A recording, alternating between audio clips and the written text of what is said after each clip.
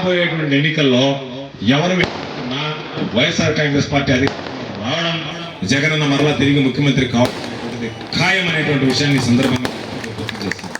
ఇటువంటి పరిస్థితుల్లో మీరందరూ కూడా ఈరోజు మురళిని ఇన్ఛార్జిగా ఎంపిక చేశాడు జగన్మోహన్ రెడ్డి గారు. నియోజకవర్గానికి ఇన్ఛార్జ్ పెట్టాడు. నియోజకవర్గ ఇన్ఛార్జిగా ఉంటే దాదాపుగా ఒకటే గుర్తుంచుకోండి, శాసనసభ్యుడిగా కూడా మళ్ళా రేపు ఎన్నికల్లో పోటీ చేసేటువంటి అవకాశం మురళికి వస్తుందనేటువంటి విషయాన్ని గుర్తుంచుకోండి.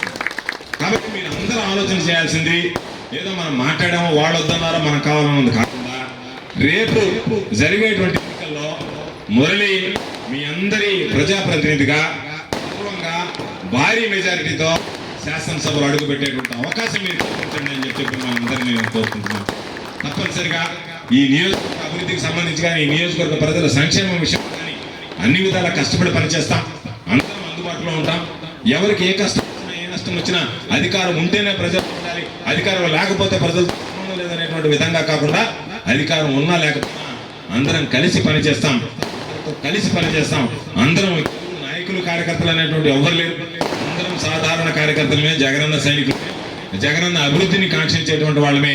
కాబట్టి అందరం కూడా కలిసి పనిచేస్తామని చెప్పి మీ అందరి సందర్భంగా మనవి చేస్తూ ఈరోజు ఈ కార్యక్రమానికి నన్ను ఆహ్వానించి మీతో పాటు కలిసి నా భావాలు పంచుకునేటువంటి అవకాశం కల్పించినటువంటి సోదరుడు శ్రీధర్ గారికి, గోపాలన్నకి, వేదిక మీద ఉన్నటువంటి పెద్దలందరికీ పేరు పేరున ఈ కార్యక్రమంలో పాల్గొన్నటువంటి మీ అందరికీ పేరు పేరున చేతులు జోడించి హృదయపూర్వకమైనటువంటి ధన్యవాదాలు తెలియజేస్తూ మీడియా మిత్రులు